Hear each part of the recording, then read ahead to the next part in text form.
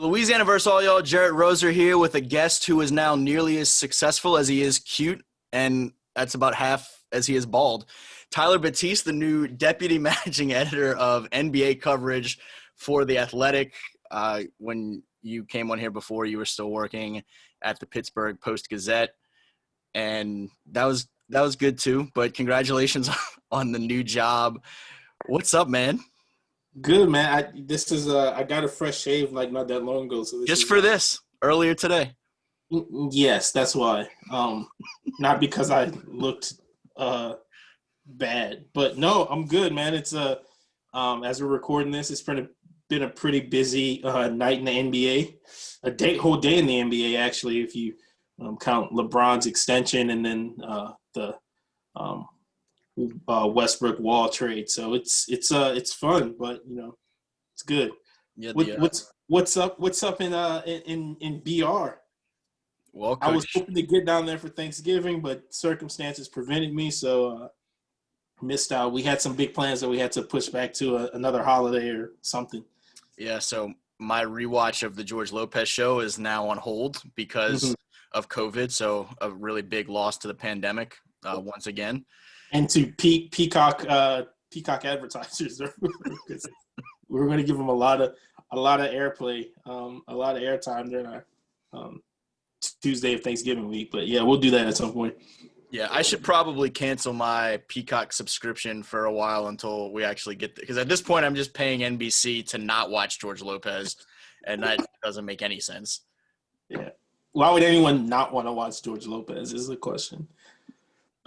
Everyone who went to college with right now is really upset with us all over again and having traumatic flashbacks of a Friday night in because we had to watch the next episode in a 3-part arc. Not technically, not only Friday night in, but a lot of times where we would leave places at 2 and people would want to grab something to eat, and we just had to get back and watch that 2:30 a.m. episode of George Lopez. A late night bite, Ty Local late night bite. Time to go watch Nick at Night. God, he's great. So, yeah, you have a new job and you're covering the NBA, and that's new in and of itself because you lived in and live in Pittsburgh, and there is no NBA team in Pittsburgh. And so for all the love of the football and baseball and hockey, you've had a chance. Now you get to do some NBA, which is fun, especially for someone who grew up loving the NBA in a way that probably few people do. Talk about just kind of the excitement of the new role and what that piece of it looks like to be able to cover a league that we both grew up watching as much as anything else in sports. Yeah, man, it's exciting. You try to think about where your career is going to take you, but you never really know what's going to happen. Obviously, different circumstances and different things come along. But like you talked about, most of our conversations that we have, in person and even more so of your summer wardrobe is NBA related. So, the fact that I've been in Pittsburgh for a while now, there's some basketball fans here, but it's not really a hotbed for basketball. To get the opportunity to kind of, expand my horizons from a journalistic standpoint at a great place like The Athletic, to kind of focus in on a league in a specific topic area as opposed to kind of painting a broad brush with all sorts of sports. It's a different challenge journalistically, and there's going to be a lot of stuff going on this season, which starts in a couple of weeks. You got the short rest. You obviously have the virus concerns that are ever prevalent, and then right after the season, the plan as of now is for these players to go over and compete in the Olympics, which is going to bring up a whole other set of story ideas, and a lot of it is just almost like I'm having fun. People say it's a if you're having fun, if you're doing what you love, it's not really a job, and that's not true all the time. But man, the fact that most of my conversations during the day revolve around the NBA and its players and storylines going on with it, is exciting. And I think the Athletic is going to do some great things overall, and especially on the NBA going forward in the next few months. So I'm happy. I'm pumped, man. You could have pulled some pieces of that and made that your long I'm joining the Athletic letter that everyone was waiting for when you just posted kind of the short I'm joining the Athletic and left all the verboseness to the writers. If you know me, if Still the same OG. I Still the same old T. Same old T. All I did was change my Twitter bio, and I didn't even put my new job. And our buddy Andy Schwem, Dr. Schwem, texted me and was like, "Oh, like, well, I saw this change. What's up?" And I was like, and then a couple other people reached out, and I thought, okay, I if it were up to me, I would just go on to the next thing, and keep going. But at that point, I felt I had to say something. And in all seriousness, it was less of like a, hey, look at my new job, and more so of like wanting to at least publicly acknowledge the work that the sports staff at the PG did over the past few years while I was there. A lot of, circumstances and other things going on. Obviously, Pittsburgh is a big sports town, and so I just wanted to at least publicly say, hey, I'm leaving this gig, and thank those people who, kind of helped make it what it was as I go on to the next thing. But like I said, me, if I could just, not tell anyone and just move on and keep doing me, then that'd probably be what I prefer. But I realize I can't do that in like every aspect of life. So yeah, you're supposed to do like the symbols and heart eye emojis and whatever, some personal news. Yeah, I didn't do that. I like had a big note typed out, and only thing I got on it was like, please respect my decision in all caps at the bottom. But like I didn't I decided to delete it and just go with whatever I said, whatever was from the heart, I had mentioned to a couple of friends like a week or so ago that you were in the process of transitioning to the new job, and they texted, I think, Saturday and asked if they could say something to you, and I didn't know if that meant social media or texting or what. So I just said absolutely not, just because I couldn't run that risk of them letting it out before your weirdly quiet announcement of your own. I don't know if we joked about this the first time that you chatted on the YouTube channel, but your mom and I are 100% waiting to find out that you have a wife and 3 kids like 5 years later. I think we did joke about that, actually. I kind of played it close to the vest. It was kind of a weird time in the final days over at the PG because it was the holidays. So I kind of, told my close coworkers and managers and supervisors of my intentions, and then people went on vacation and the holidays happened and Thanksgiving, and then the last couple of weeks there weren't what I was kind of planning on them to be. And I had a lot of people from work, I tried to tell those really close friends, but there were people from work who were, you kind of send out like a farewell email blast to everyone, or at least ask someone to do that. And people started texting me and were just completely caught off guard. Like, what, like, what's going on? Are you, but once I told them I was planning to stay in Pittsburgh, they kind of like calmed down and were like, okay, well, good luck with everything. But, like I said, I appreciate my time there, and I'm excited to be at the Athletic, and NBA, and hopefully, contribute and do my part in this whole sports journalism thing over there. It'll be fun. If you think back to childhood, give me 3 NBA players from our childhood that you wish you had a chance to be a part of covering now. If you could shift the timeline and move all of the NBA back to where our childhood years were happening now, or if you shift yourself up a couple decades or so and be covering the NBA, then who would be 3 players that would kind of be near the top of the list for you? The first person that kind of comes to mind is probably Hakeem Olajuwon. Yeah. When I was a kid, I kind of followed the Rockets a lot because I'm from Lafayette, as you know, and back before the Pelicans and the Hornets came into town, the closest NBA team was the Rockets. And so back over in Lafayette, we got the Fox Sports Southwest. Oh yeah, with Calvin Murphy. Yeah, so I didn't know how far east that expanded. So I didn't know if it was in New Orleans and stuff too. So but yeah, as a kid, that was the team I followed, especially those couple of years where they won the title. They had so many different personalities on that team. With Hakeem Olajuwon, completely different from Vernon Maxwell. Rudy Tomjanovich has, his own history with the kind of, the incident with Kermit where he was, got into that altercation on the court. Just a lot of different things surrounding that Houston team. And then in hindsight, looking at how they got those 2 titles in the middle of the Bulls era is pretty interesting too. So Olajuwon will probably be up there. And note for the younger fans, that's Kermit Washington, not Kermit the Frog. Not Kermit the Frog or Kermit Ruffins. Yeah. And then obviously Jordan, I think, is like an answer, like a standard answer for that era, I would say. And just the kind of the early beginnings of, like, we were 12 or 13 when Shaq and Kobe were coming of age. One thing that was interesting around that time when we were, 7, 8 years old was when the high school players started, coming back into becoming a regular thing. You had Garnett in 95, and he was the first one since, in 20 years or so to kind of, make the jump from high school to the NBA. Then you started seeing more and more players do that, like Kobe Bryant and all those guys. So, like, that whole change would have been really fun to kind of, on the front end, foresee it potentially happening, a year or two down the line, and then kind of seeing how it progressed in the late 90s and in the early part of the century. So those are that's like way more than 3 players, but those are 3 things I think would have been really interesting to be a professional for. So yeah, you're talking about some legends, which is also interesting for us in an NBA conversation, because literally as we decided to talk about this,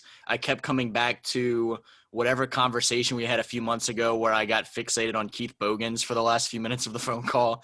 And I feel like that when I asked you, I thought that maybe you were going to come out with some weird, like, John Wallace was someone who I really would have enjoyed to see live.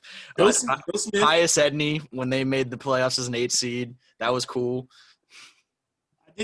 I did think about I thought about when I said Olajuwon, I started thinking about centers, and I got the image of Mutombo squeezing the ball after beating the Sonics back in '94 when Denver was an 8 seed, which that would have been fun too. And also Mahmoud Abdul-Rauf with an LSU connection, like especially now with kind of the social justice push that a lot of the leagues, but especially the NBA, has been kind of at the forefront of, NBA and the WNBA, I should say.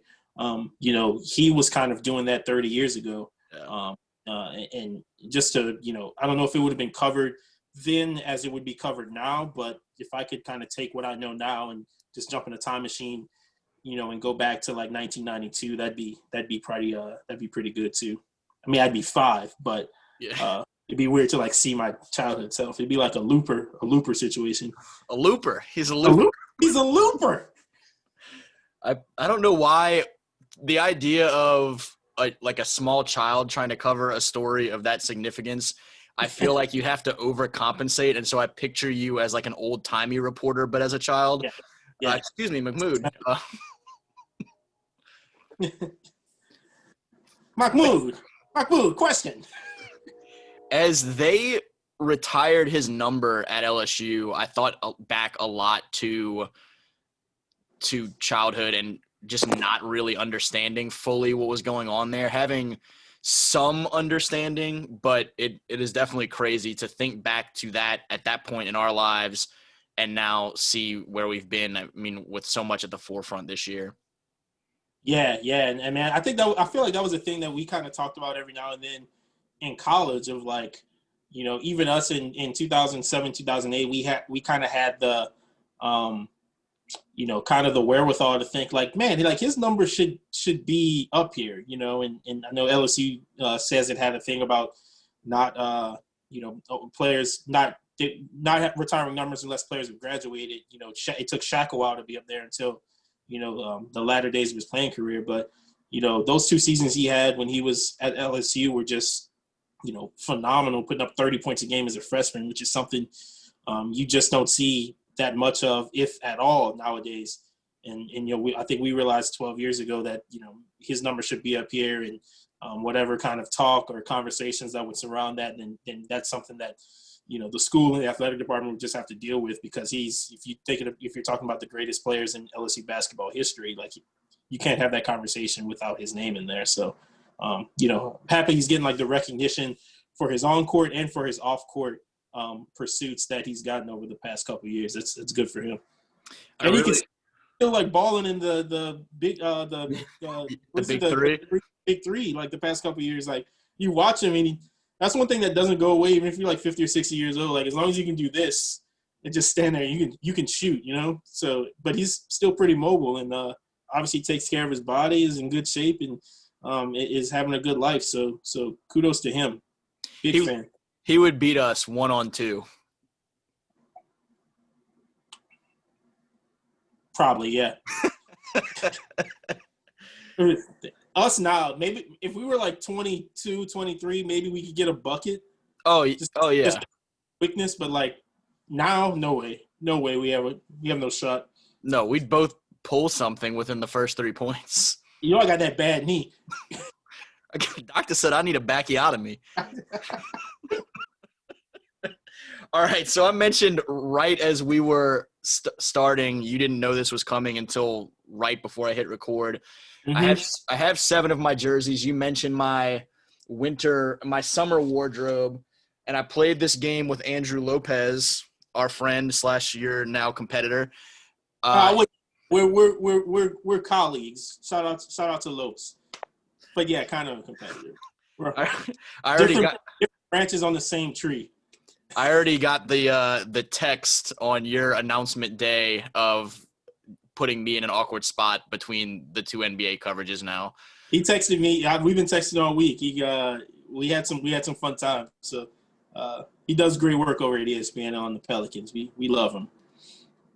But if you're watching this, you should also subscribe to The Athletic. And, you know. So I as broke as I am in 2020, I subscribe to both. So everyone should absolutely do that and read everything that you're working on as well as everything that Lopes is doing on the Pels. But the game is I have 7 of my ridiculous jersey collection, and I'll show you the front of the jersey, and you have to guess who you think it is. And I feel like I made yours easier than Lopes's. I threw Lopes some curveballs. I also gave you a couple that really kind of speak to some aspect of you, where you are, who you're related to, etc. And the first one's actually not an NBA jersey, but it is a guy that plays professional ball. Okay, that's obviously Pitt. Good job.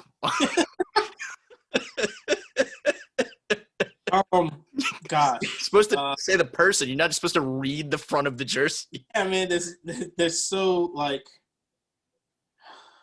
many 23. Like it's 23, I think Tyler Boyd, but like I feel like you wouldn't have a Tyler Boyd jersey. No. So how many do I get like any hints during this time? For this one, I suppose there can be some help because that is kind of tough. To give you a 23 Pittsburgh Panthers. Yeah, I mean Tyler Boyd I'm pretty sure Tyler Boyd was 23. What decade did this player play in? I guess this would have been the 2000s. You know what? I'll give you exact years.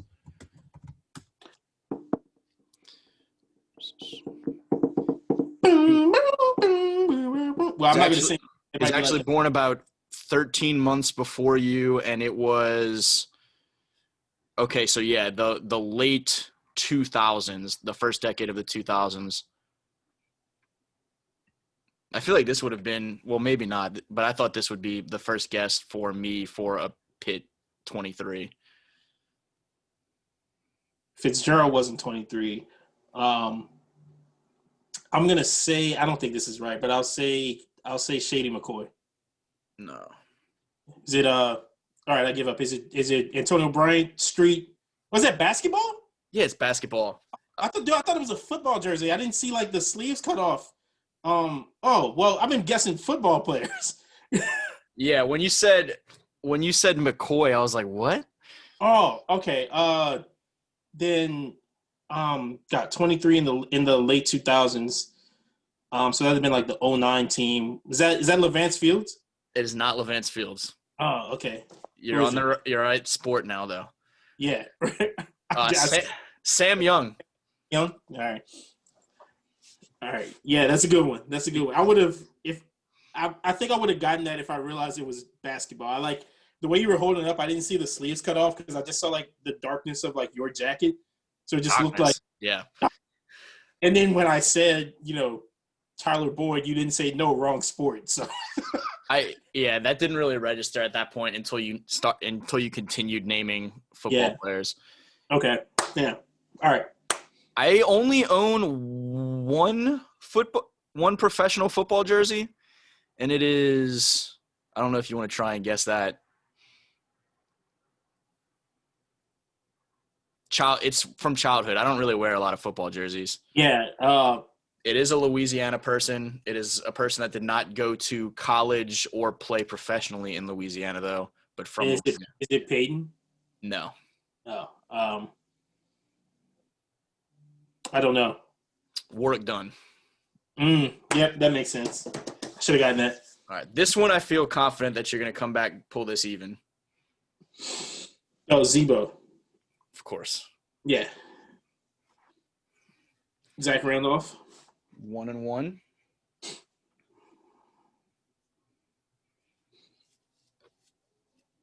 LaFonso Ellis.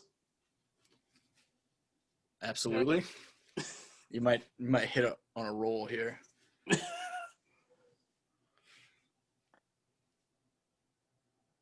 40 bullets. Calbert Chaney?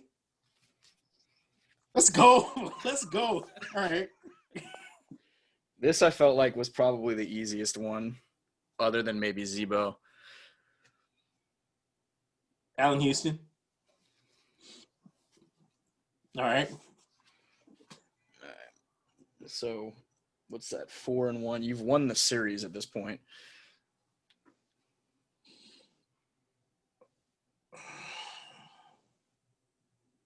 Kevin Duckworth? No. What a guess. Wait, hold on. Brian Grant? No, Brian Grant was 44. When did he play? This would have probably also been around the same time that Sam Young was at Pittsburgh. Maybe a little bit before that. Let's see. Portland. Yeah, he was in Portland a little before that. About the same time, though. So Portland in the mid-aughts. Mm-hmm.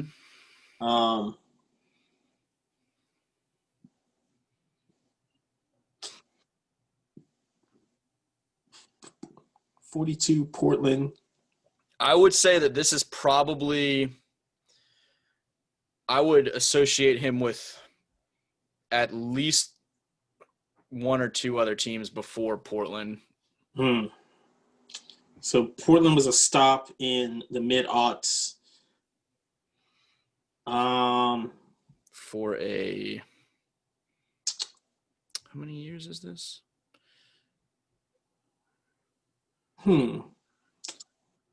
Like a 20-year NBA career. 20-year NBA career.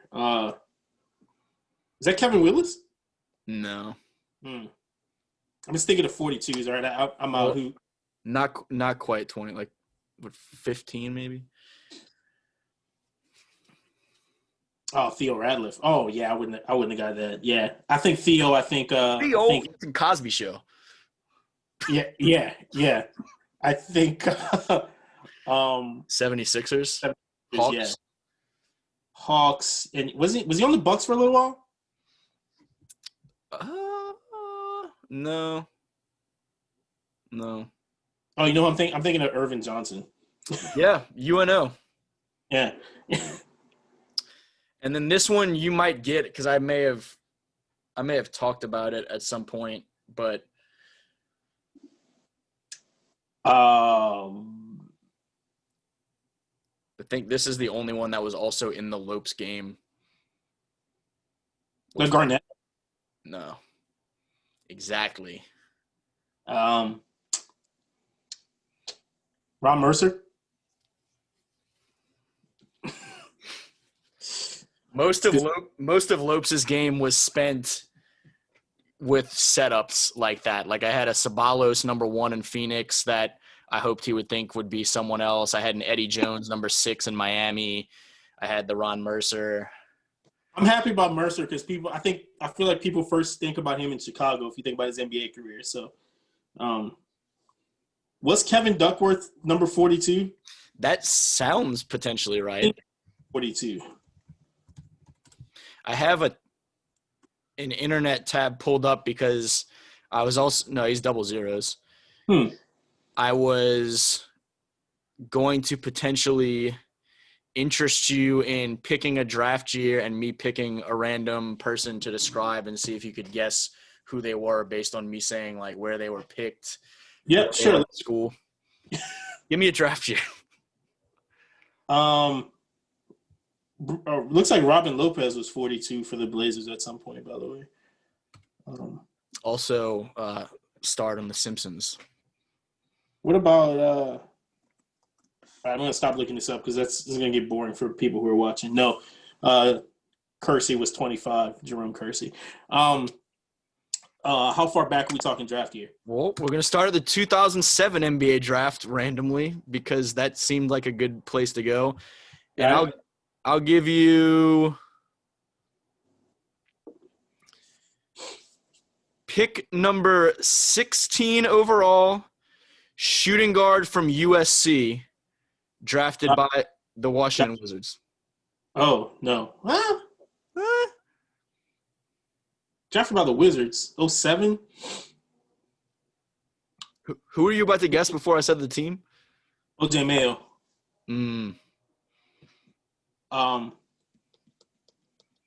The Wizards. That would be is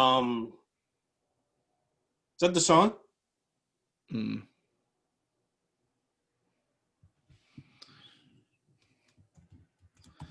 Although, interestingly enough, when I was looking through this old notebook I have, that is what made me think of Keith Bogans a few months ago, where I just had little NBA notes.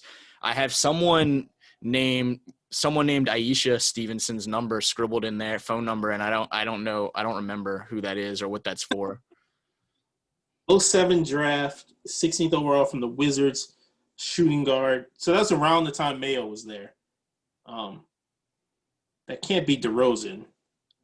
So when you guessed Deshaun Stevenson, your years off, Stevenson ended up there at that point, about that same time frame. I don't even think he went to college either. I'm just thinking of, like, he's from California and thinking about the Wizards. I'm out. I'm not going to, like, bore people by just sitting here going for 10 minutes. So, Nick Young, otherwise known as Swaggy P. I should have gotten that. That's bad. That's embarrassing. You know how much I love Swaggy P. I should have gotten that. That's why that name jumped out to me, because I could have gone with the Lakers pick 3 picks later, Javaris Crittenton from Georgia Tech. Ah, yes. Javaris. Who are some of those random guys? Like I mentioned when I joke about John Wallace or Tyus Edney or half of my jersey collection, who are some of those guys that still stand out to you years later that you remember watching and as I did, just in love with a player who was like a decent player but was never nearly as good as we thought they were?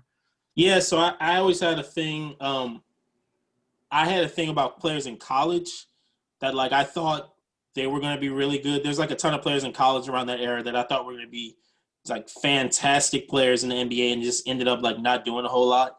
I thought Kareem Rush, when he was at Missouri, was going to be, like, you know, like a 10-time All-Star. He had some good years with the Lakers, but he was never like a, 20-point per game guy. Kareem Rush, I remember going to Birmingham in 2000 to watch the Raging Cajuns. They were a 13 seed that year. They played Tennessee, and I remember going with my mom, who worked at the university at the time, and Vincent Yarborough was the small forward on Tennessee, and I was like, man, this dude's gonna be good, and he just, like, didn't do a whole lot. Preston Shumpert. I remember at Syracuse was like a small forward back in like the early 2000s. Could shoot it lights out. Number 3, I think, was his number. I thought he was going to be great. And then when you mentioned going to a tournament game with your mom, it reminded me of another guy that I saw in a tournament game as a kid that we probably talk about more than any 2 people in Louisiana, and that's Chris Marcus. Yeah. At Western Kentucky. Yeah, who unfortunately passed away last year, right? Yeah. I think Chris Thomas at Notre Dame was like a dude I really liked in like the early 2000s, late 90s. And then like thinking, I'm just like going off the top of my head now, like thinking even later, like I thought Manny Harris at Michigan was like the next incarnation of Dwayne Wade. I was like, man, this dude's like a 6'5" slasher, like he can get to the rim. And then he got drafted. I think he got drafted in the second round, or he was undrafted and ended up in Cleveland. And I was like, oh, I guess I was completely wrong about that. So yeah, don't ever like trust. No one can ever trust me. If there's a player I really like in college and I think they're going to be good, then like that is like the kiss of death, completely. Which really brings. Juan Dixon was pretty good in the NBA. He had like a nice run, won a title in college. I like Juan. Man, I'm just thinking of players now. I like Juan. Shout out Juan. Shout out to Juan Dixon. When you said kiss of death, it brought me full circle back to you saying Hakeem, and I have Mario Ellie's signed jersey up on the wall. That was – I loved Hakeem. Mario Ellie was probably as much my favorite player, which shows how ridiculous my affinities were even at that point for a favorite team where Hakeem Olajuwon and Clyde Drexler and company are playing. And I'm like, but that Junkyard Dog is really good too, y'all. Dude, we're talking about – it's funny that we're talking about this. I tweeted like an hour ago as we're recording this. You know, this is a couple hours after the Westbrook Wall trade happened. I tweeted something like the Athletics breaking news story of like, oh, this is sorry to Scott Brooks, who's now the second best former Rockets point guard in Washington. I was like, that's probably something only like Jared and like NBA fans would get. Like, Scott Brooks played for the Rockets? Oh yeah. Somebody said something about like, oh, I don't know if Brooks is second best, and I was like, man, he got rings. Like he won titles, which is you got to give him the rings if you got to bow down to the rings. Scotty Brooks. Well, I'm surprised is like still. If you would have like asked me if Brooks was still coaching Washington like 2 months ago, I might have been like, I'm not sure. Let me think about that. But now you know. Now I know. Well, man, we've bored people to death. This will be a lot like last time, where the drop off in viewers gets to a point where it's basically just like 3 of our closest friends, and if your mom has figured out YouTube yet, he can do YouTube. My dad, I'm not sure about. Well, your dad's out hanging out and being a man about town. Like that game on Price is Right, like the cliffhanger or whatever. And then when I start doing that is when it like it drops off. People, I'm done here. Like, all right, now they're going throwback Price is Right moments. That's about it. I haven't seen Price is Right in a while, but that game might still be a thing. It should be. Yeah, I feel like even if they make games more like, digital friendly and like not actual cliffhangers, they should just keep that for like nostalgia. So yeah, those are my thoughts on that. I wanted to mess with you about how impressed I was with your continued career success, despite the fact that I just in one night got a taste of what kind of a toll emotionally Philadelphia Eagles fandom takes on a person, and how I would think that you would have to put too many hours into therapy at this point to really have a successful career. You get used to so I feel like I'm a more rational fan. Like in my mind, I'm like, okay, well they won the Super Bowl a couple years ago. Like that'll get me by for another couple seasons of like, at least they won a Super Bowl like in my lifetime that I like really remember and cared about. But I feel like if I was a little more unreasonable, that like it would hurt more. It's always fun to bring up, as you know, we've got some good friends who are Cowboys fans, and anytime I'm talking to them or I've been on their podcast and they bring up the fact that the Eagles only have one Super Bowl, and then I, bring up that the Cowboys haven't had one since Clinton's first administration, which is, there's no comeback for that. Like, numbers are good, but, what have you done for me lately? But, yeah, being an Eagles fan is torture, and the franchise quarterback does not look like the franchise quarterback. So it's going to be a fun couple years. If you want to stay on the bandwagon with me, it'll be nice. I need some company. It did me no good in fantasy football on Monday night. And kind of on the flip side of that, growing up, the Saints were awful, obviously. I think up until 2009, they had 6 10-win seasons, and they've had 7 since then, and going – well, now, I mean, it's going to be 8. And so it's quite the opposite experience, I guess, although Eagles Super Bowl more recently. Yeah. The Eagles, I mean, it's a matter of, like, what you – again, me being rational, like, helps matters because, like, they were really good in the early 2000s with McNabb. As you know, is like my favorite player of all time. Like, I'll take the team being like 11-5 every year and just like hope every now and then that they make a run. You know what I mean? I'd rather have that than like, maybe like a 2-14 season and then like a 14-2 season. Like, I'd rather the consistency. So, but different people feel different ways about that. You're gonna push that on me and not even use the term different strokes? I was gonna say dance around different strokes. Absolutely ridiculous. You deserve a terrible football season. They're only one game out of the division. That division is awful. I am really disappointed that the Giants beat the Bengals because I was hoping that the division winner would have as few wins as possible. And so I was really holding out the very off chance that somehow they all fumbled all over themselves and ended up at 4-12. But now somebody, barring more ties, has to win a 5th game. And that's really disappointing for me. The Steelers play the Washington football team next. So I'll get a chance to kind of see them at least. Well, I mean, you can't see them here, but, they'll be around. Maybe I can like stop the bus from getting to Heinz Field and make sure that call in some favors, make sure they don't make it and have to forfeit or something. Bad tires on the bus or something. I don't know. I don't know that the Steelers should need any help with that. Probably not, but Juju needs some help with his gritty though. If you could help him out with that, I don't know if you saw that today. It was a struggle. Yeah.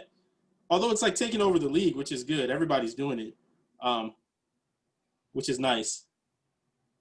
Does it make you feel reminiscent at all of the Cupid Shuffle taking a brand new dance, and it's called the Gritty, which doesn't? Oh, you know what? It's because people really didn't Cupid Shuffle during games. It's like I love thinking about the different dance waves that like take over in the NFL like every year. Like there's this, and then like a couple years ago, everyone was like doing the dab in the end zone. Dab on them folk, Cam. Yeah, and then like there was the Kaepernick had his Kaepernicking thing that people were doing, and just like these different like dance crazes that like come up every year, and then like the next year you're like completely forgotten about. So the fact that you entertained the Cupid Shuffle joke, I mean, just tremendous. You know how much I love Cupid. Did I tell you about the time I saw him when I was leaving? I tag him in my Instagram story at least once a month. I was leaving home one time and flew out of, as you know, I kind of like poke around every single airport within an hour and a half to 2 hour radius of Lafayette to get the best deal. I was flying out of Alexandria, and I stopped at like a gas station between Lafayette and Alexandria and was just in line behind Cupid. And like I knew it was Cupid because we went to Northside High. I went to school with his younger brother, who's more around my age. So I knew what he looked like, and it was a nice car outside, and I was like, oh, that was Cupid. But I just gave him kind of the customary head nod and went about my day, and then listened to the Cupid Shuffle in the car on the way out to the airport. So that's my story. It's your success story. If you could catch a touchdown pass from Donovan McNabb, play one-on-one against Preston Shumpert, or be on a hit track with Cupid, which Muppet would you be? Ralph. Which of those three? I think, you know what, I'd rather play one-on-one with Preston Shumpert because I don't know what he's doing. I never know what he's doing. Let's look up Preston Shumpert on your little situation. Let me know what he's. The internet? Is that what you? Yeah, but you got it already. You got it up already. You were looking at tabs. Is he still playing? He's like 40 right by now. He's probably not playing. He's raising kids. Raising sons to choose their own basketball paths. Preston Shumpert, really? Watching his sons Peyton and Preston Jr. play for Jamesville DeWitt's varsity team in New York. All right, good for him. You might look, even if seniors just kind of relaxing, you could play Preston Jr. and get that work. Yeah. I got a pretty nice 3-pointer. He's got to put a hand up, all right? That's all I'm saying. I can't wait to show you this picture of Preston Shumpert watching Preston Jr. play. No one is watching this, by the way, right now. Like, there's no way. You should cut it off. Catch us on the next episode of The Price is Right. Again, the deputy managing editor of NBA coverage for The Athletic, Tyler Batiste.